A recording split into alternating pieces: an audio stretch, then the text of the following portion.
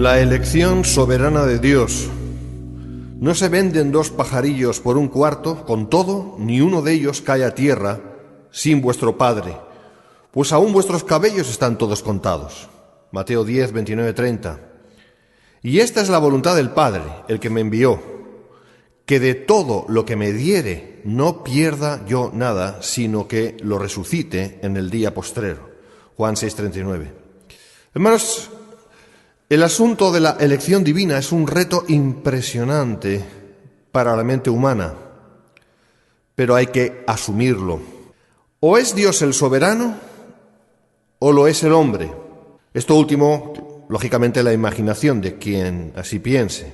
Justamente ese es el dilema que batalla contra nuestro entendimiento tan humanista, tan propio de la época.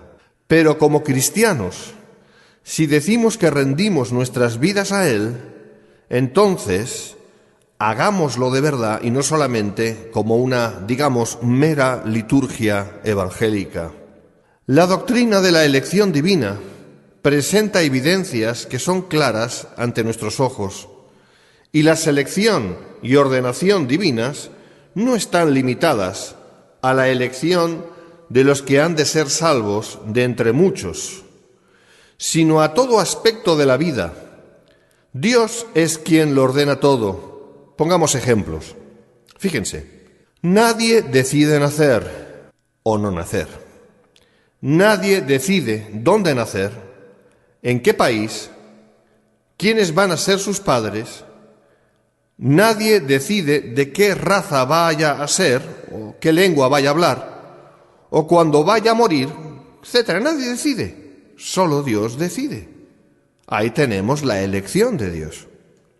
Siendo así, que todo en la vida es producto de aquel que rige los destinos de todas las cosas, hermanos, ¿es mucho problema creer que también rige los asuntos de la salvación de los hombres? ¿Qué nos impide creer esto? ¿Nuestra tradición religiosa? ¿Nuestro orgullo religioso? ¿Nuestro temor? Aquellos sistemas del pensamiento religioso que exigen que la doctrina de Dios se acomode a la noción de supremacía del hombre y que empiezan por el hombre, defienden al hombre y glorifican al hombre, son fundamentalmente falsos y por tanto producen un error que deshonra a Dios. Estas son palabras de Louis Schaffer. Hermanos, la Biblia empieza diciendo, en el principio Dios. Bueno, siendo así, ¿qué problema existe en creer que Él hizo su obra, la planeó, la ejecutó, la llevará a cabo con perfección infinita en todo cuanto se ha propuesto? Hermanos, Dios no es hombre, Dios es Dios. Si hablamos de verdadera fe, de verdadera creencia, entonces debemos admitir que todo comienza con Dios y sigue con Dios con el fin de glorificar a Dios. Y todas sus criaturas deberán acomodarse al plan, orden y designio del Creador. Bueno, alguien dirá aquí, ¿y el pecado es designio de Dios? Bueno, obviamente no, pero es motivo para Dios de ejercer su gracia y su misericordia, porque Dios es amor. Leemos en Efesios 1, del 4 al 6. Según nos escogió en Él antes de la fundación del mundo, para que fuésemos santos y sin mancha delante de Él, en amor, habiéndonos predestinado para ser adoptados hijos suyos por medio de Jesucristo, según el puro afecto de su voluntad, para alabanza de la gloria de su gracia, con la cual nos hizo aceptos en el amado. Bien, en este texto leemos con claridad meridiana el obrar electivo de Dios conforme a su soberanía. Dios ha escogido a algunos para salvación, pero no a todos. Esta es una verdad escritural que es resistida, pero es debido a que no tienen muchos una debida comprensión de la naturaleza de Dios y de la posición que Él ocupa en relación con sus criaturas. Todo ello se puede entender solamente por revelación. Escribe otra vez Louis Sperry Chafer. Dice así: se nos manifiesta con relación a los individuos que han sido escogidos por el Señor. Romanos 16:13. Escogidos para salvación. Segunda de Tesalonicenses 2:13. Escogidos en Él antes de la fundación del mundo. Efesios 1:4. predestinados para ser adoptados hijos suyos, Efesios 1:5, elegidos según la presciencia de Dios, 1 de Pedro 1:2, vasos de misericordia que Él preparó de antemano para gloria, Romanos 9:23. No puede ponerse en duda que estos pasajes hacen referencia a un acto de Dios por el que algunos son escogidos, mas no todos. Fin de la cita. Hermanos, la elección divina fue ejecutada desde toda la eternidad. Todas las cosas que se refieren a la historia humana fueron determinadas en los consejos eternos de Dios antes de la creación del hombre y muy en concreto en relación a los que íbamos a ser familia de Dios. Veamos 3 pasajes al respecto en la Escritura. Efesios 1:4. Según nos escogió en Él antes de la fundación del mundo, para que fuésemos santos y sin mancha delante de Él. Según de Timoteo 1:9, quien nos salvó y llamó con llamamiento santo, no conforme a nuestras obras, sino según el propósito suyo y la gracia que nos fue dada en Cristo Jesús antes de los tiempos de los siglos. Hechos 15:18. Dice el Señor que hace conocer todo esto desde tiempos antiguos. Bien, los que se oponen a la doctrina de la elección enseñan que la elección tiene lugar en el momento en que la persona acepta a Cristo y que lo que Dios se propuso desde la eternidad fue meramente el envío del Evangelio a los hombres. Por ello enseñan que los hombres son elegidos solamente en cuanto a que ejercitan su propia voluntad al aceptar el ofrecimiento de la gracia divina. No obstante, la Escritura es muy clara echando estos argumentos por el suelo. Vamos a 2 de Tesalonicenses 2, del 13 al 14, leemos: Pero nosotros debemos dar siempre gracias a Dios respecto a vosotros, hermanos amados por el Señor, de que Dios os haya escogido desde el principio para salvación, mediante la santificación por el Espíritu y la fe en la verdad, a lo cual os llamó mediante nuestro Evangelio para alcanzar la gloria de nuestro Señor Jesucristo. Como leemos, se nos dice que la elección para salvación es desde el principio, lo cual se corresponde con la declaración del Evangelio de Juan al respecto, cuando dice en el principio, Juan 1:1. Así que la elección fue hecha antes de los tiempos.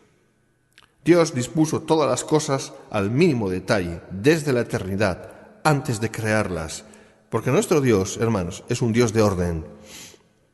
Ahora vamos a hablar de algo que parece complicado, pero si lo leemos o lo estudiamos con atención no es tan complicado.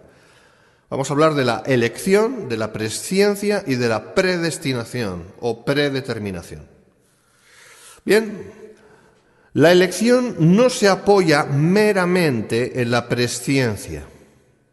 Existe una obvia distinción entre presciencia y predeterminación, y eso ha dado pie a discusiones. Por parte de algunos defienden que Dios, mediante su presciencia, hizo la separación entre los que de su propia elección habían de aceptar la salvación y los que la habían de rechazar, y, utilizando esa información, pudo predestinar a los que Él supo que habían de creer. Esa manera de entender a Dios le hace ser un Dios pequeño y limitado, en este caso al hombre, quien es quien a la postre decide como soberano. Este planteamiento ataca el principio de la soberanía de Dios.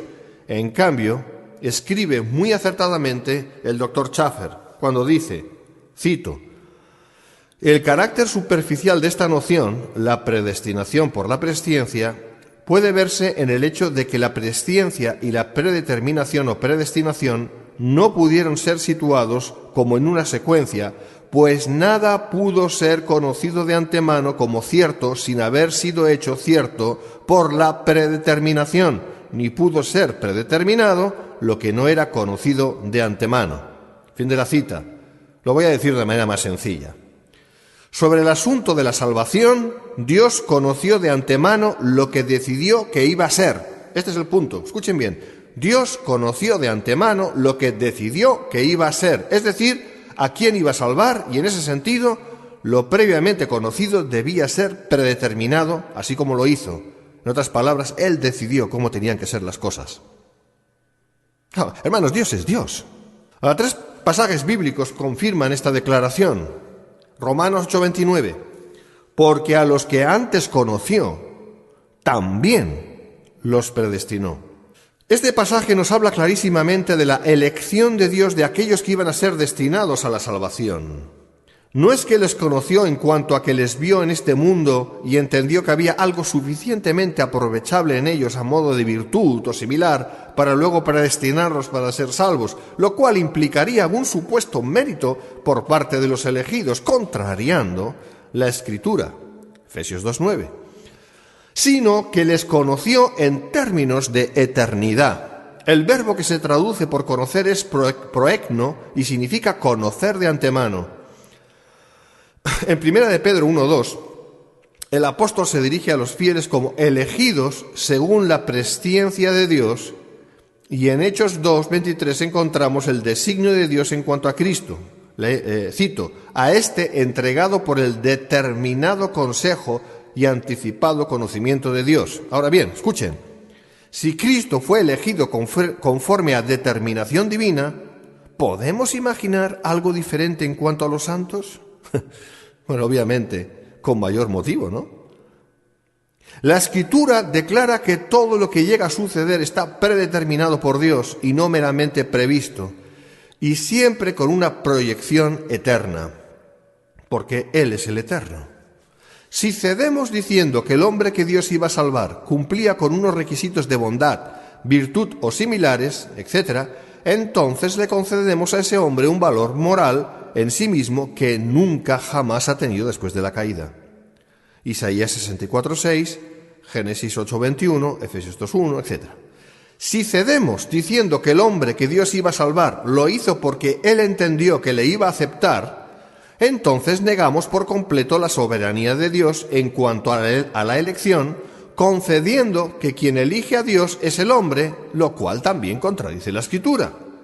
En ambos casos se le atribuiría al hombre una obra meritoria que la Escritura no contempla, sino más bien condena. Hablemos ya, para acabar, de la salvación y la santificación.